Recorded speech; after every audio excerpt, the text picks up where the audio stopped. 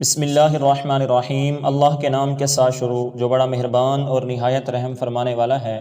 حضرت سیدنا ابو امامہ بہلی رضی اللہ تعالیٰ عنہ بیان کرتے ہیں کہ میں نے رسول اللہ صلی اللہ علیہ وسلم کو حجۃ الوداع کے دن یہ فرماتے ہوئے سنا، اے لوگو، اپنے رب کی عبادت کرو، پنجگانہ نماز ادا کرو، ماہ رمضان کے روزے رکھو، اپنے مال کی زکوٰۃ ادا کرو اور اپنے امیر کی اطاعت کرو، اس طرح کرنے سے تم جنت میں داخل ہو جاؤ گے۔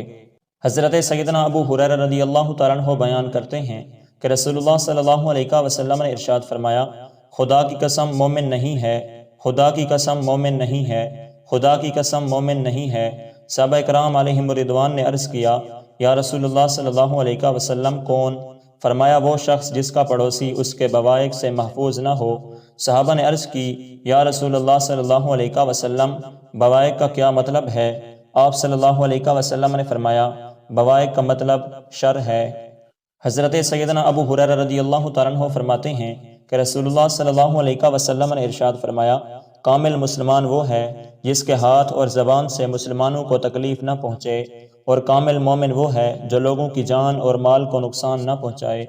حضرت فضالہ بن عبید رضی اللہ تعالیٰ عنہ بیان کرتے ہیں کہ رسول اللہ صلی اللہ علیہ وسلم نے حجۃ الوداع کے موقع پر فرمایا، کیا میں تمہیں مومن کے بارے میں نہ بتاؤں؟ کامل مومن وہ ہے جس سے لوگوں کے جان و مال محفوظ ہوں۔ کامل مسلمان وہ ہے جس کی زبان اور ہاتھ سے مسلمان کو تکلیف نہ پہنچے، اور مجاہد وہ ہے جو اللہ تعالیٰ کی اطاعت میں اپنے نفس کے ساتھ جہاد کرے، اور مہاجر وہ ہے جو گناہوں اور برائیوں کو چھوڑ دے۔ حضرت انس بن مالک رضی اللہ تعالیٰ عنہ بیان کرتے ہیں کہ حضور نبی اکرم صلی اللہ علیہ وسلم نے فرمایا، حقیقی مومن وہ ہے جو لوگوں کے لیے ضرر رساں نہ ہو، اور مسلمان وہ ہے جس کی زبان اور ہاتھ سے مسلمانوں کو تکلیف نہ پہنچے، اور مہاجر وہ ہے جو گناہوں کو چھوڑ دے۔ اور اس ذات کی قسم جس کے قبضہ قدرت میں میری جان ہے، وہ شخص جنت میں داخل نہیں ہو سکتا جس کی شرارتوں سے اس کے ہمسائے تکلیف میں ہوں۔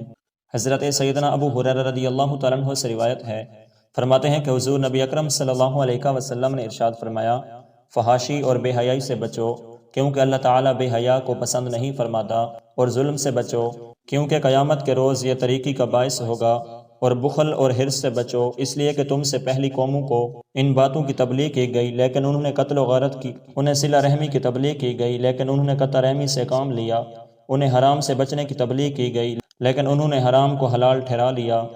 حضرت عبداللہ رضی اللہ تعالیٰ عنہ فرماتے ہیں کہ حضور نبی اکرم صلی اللہ علیہ وسلم نے ارشاد فرمایا،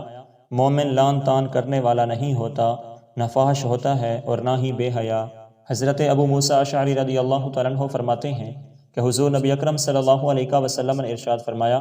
جو شخص گناہ کر بیٹھے اور گناہ کرتے ہوئے اس کو ناپسند کرتا ہو اور نیک عمل کرے اور یہ عمل کرتے ہوئے خوشی محسوس کر رہا ہو تو وہ مومن ہے۔